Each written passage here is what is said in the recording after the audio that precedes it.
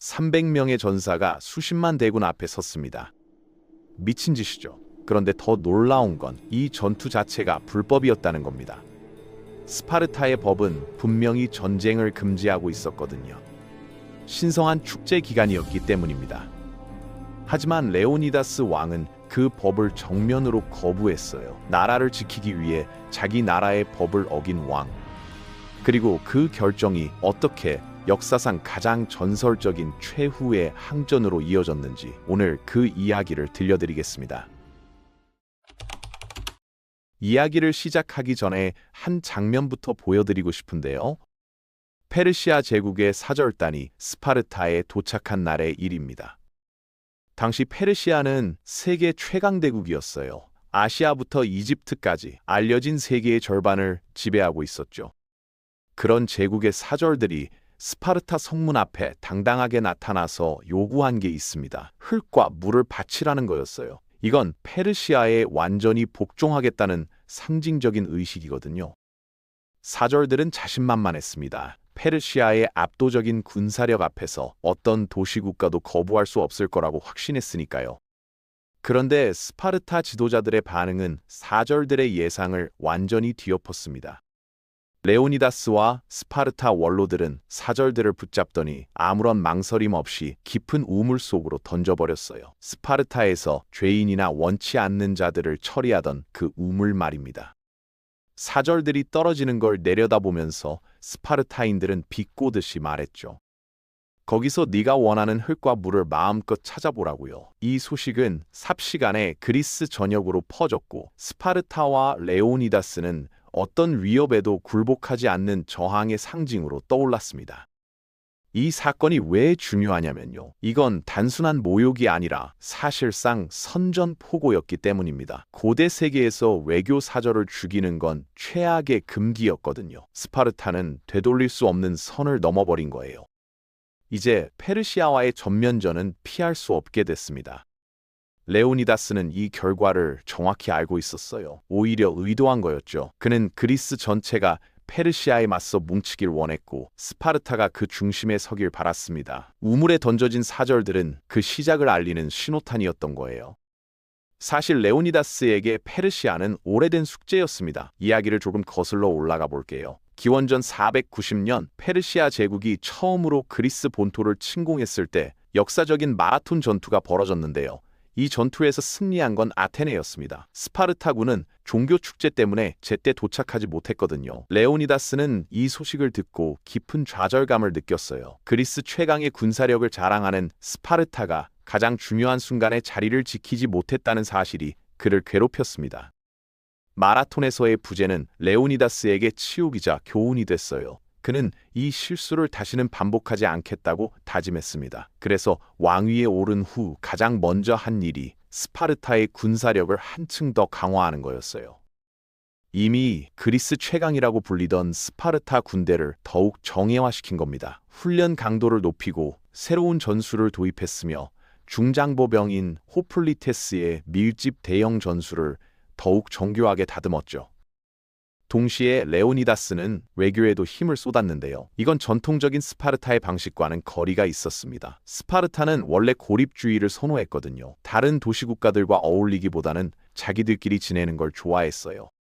하지만 레오니다스는 페르시아라는 거대한 적 앞에서 스파르타 혼자서는 버틸 수 없다는 걸 명확히 인식하고 있었습니다. 그래서 아테네, 코린트, 테베 같은 다른 그리스 도시 국가들과 적극적으로 접촉하기 시작했어요. 마라톤 전투 이후 약 10년의 시간이 흘렀습니다. 이 기간 동안 페르시아에서는 중요한 변화가 있었어요. 다리우스 대왕이 죽고 그의 아들 크세르크세스가 왕위를 물려받은 겁니다. 크세르크세스는 아버지가 이루지 못한 꿈, 그리스 정복을 반드시 완수하겠다고 맹세했어요. 그리고 이번에는 실패하지 않기 위해 전대미문의 규모로 침공을 준비했습니다. 크세르크세스의 준비는 철저함 그 자체였어요. 그는 광대한 페르시아 제국의 모든 구석에서 병력을 징집했습니다. 소아시아의 산악지대에서, 이집트의 비옥한 평야에서, 메소포타미아의 강가에서 수십만 명의 병사들이 모여들었어요.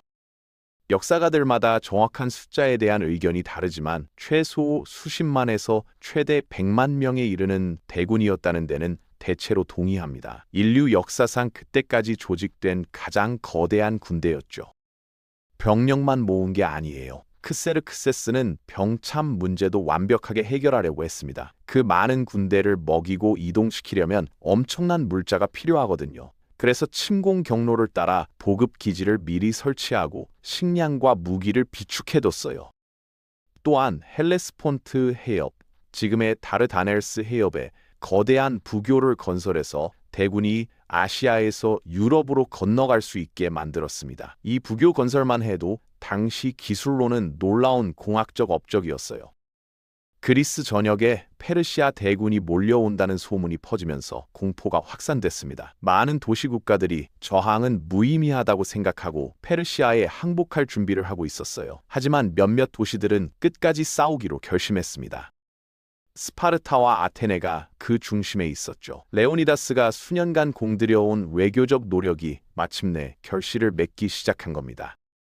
이렇게 해서 역사적인 헬라스 동맹이 탄생했어요. 평소에는 서로 경쟁하고 때로는 전쟁까지 벌이던 그리스 도시국가들이 공동의 적 앞에서 하나로 뭉친 겁니다. 스파르타, 아테네, 코린트, 테베 등 수십 개의 도시국가들이 군대와 자원을 내놓기로 약속했어요. 이건 그리스 역사에서 정말 드문 순간이었습니다. 보통 그리스인들은 자기 도시국가에 대한 충성심이 강해서 범그리스적인 협력이 쉽지 않았거든요.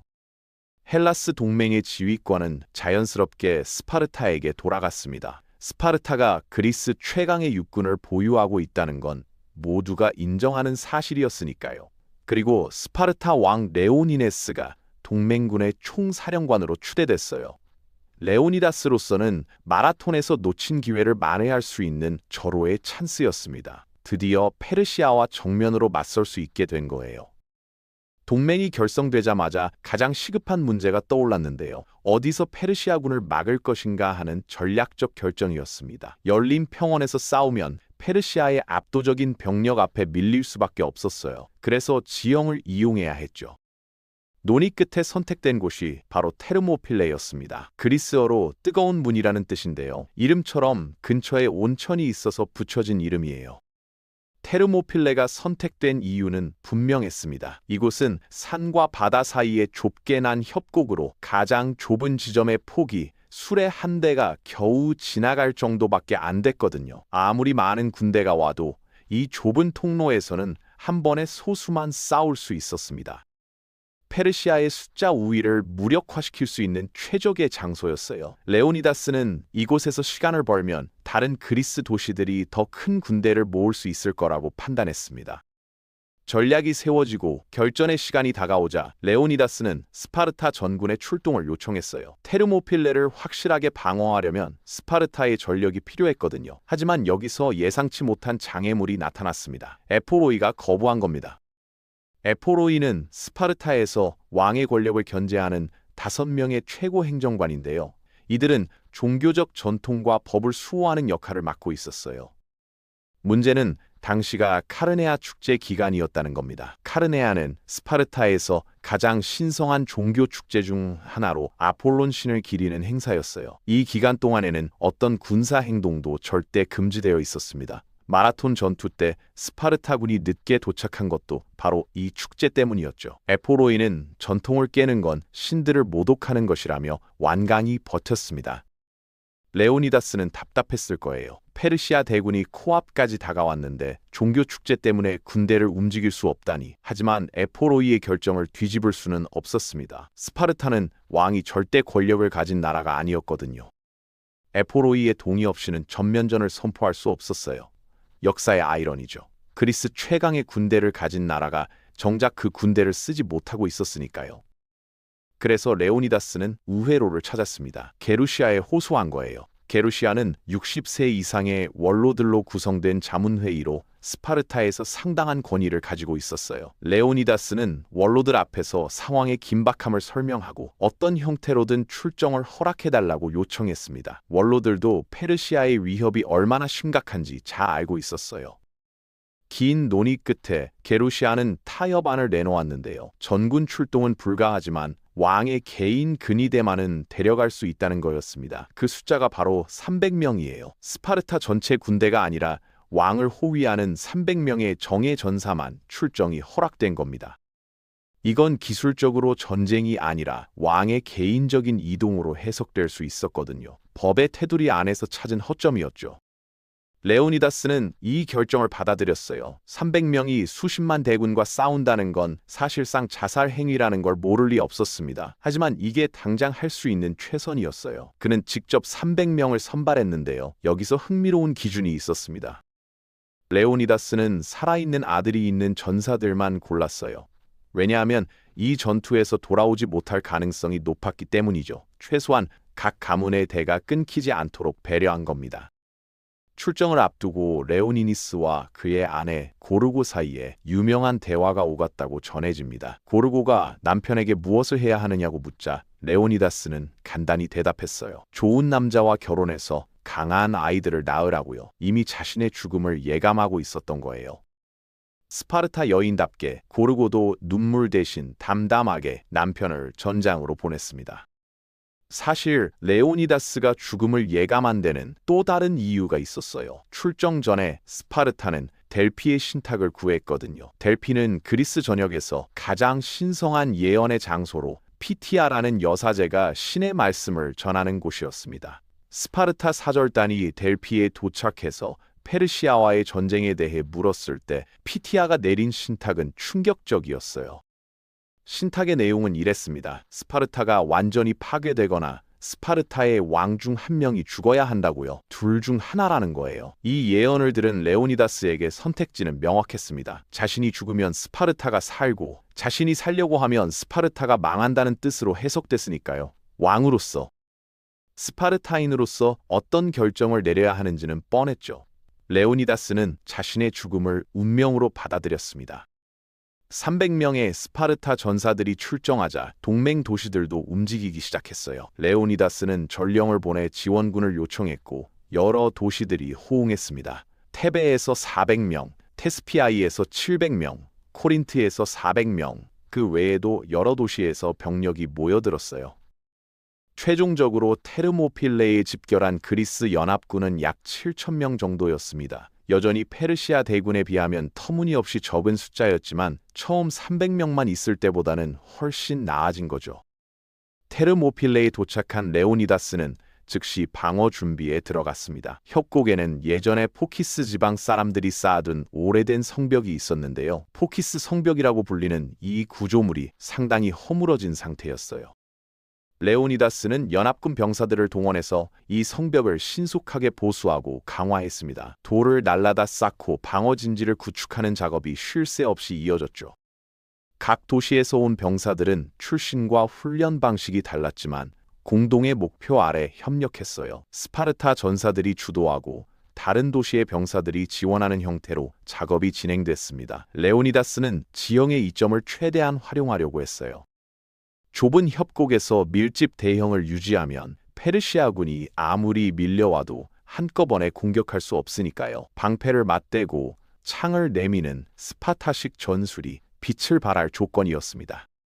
페르시아 대군이 마침내 테르모필레 앞에 도착했을 때 그 광경은 장관이었을 거예요. 끝이 보이지 않는 병력이 평원을 가득 메우고 있었으니까요. 역사가 헤로도토스의 기록에 따르면 크세르크세스는 그리스군의 규모가 너무 적은 걸 보고 비웃었다고 합니다.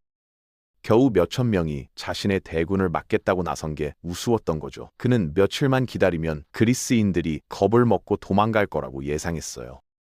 하지만 그리스군은 도망가지 않았습니다. 오히려 스파르타 전사들은 평소처럼 체육 훈련을 하고 긴 머리카락을 빗질하면서 여유로운 모습을 보였어요. 이 보고를 받은 크세르크세스가 어리둥절해하자 그의 곁에 있던 전 스파르타 왕 데마라토스가 설명해줬습니다.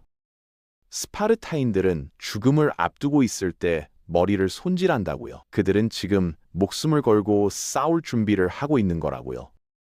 크세르크세스는 그래도 협상을 시도했어요. 사절을 보내서 무기를 내려놓으면 목숨은 살려주겠다고 제안한 겁니다. 레오니다스의 대답은 역사에 길이 남았죠. 몰론 라베, 와서 가져가라. 단 2단어로 된 이 대답은 스파르타 정신의 정수를 담고 있어요. 항복 따위는 없다는 뜻이죠. 협상은 결렬됐고 전투는 피할 수 없게 됐습니다. 이제 인류 역사상 가장 유명한 전투 중 하나가 시작되려 하고 있었어요. 한쪽에는 세계 최대 제국의 수십만 대군이, 다른 한쪽에는 겨우 7천 명의 그리스 연합군이 있었습니다. 그리고 그 연합군의 선두에는 법을 어기면서까지 전쟁터로 나온 스파르타 왕 레오니다스와 그의 300명의 근위대가 서 있었죠. 그리스의 운명이 이 좁은 협곡에서 결정될 참이었습니다.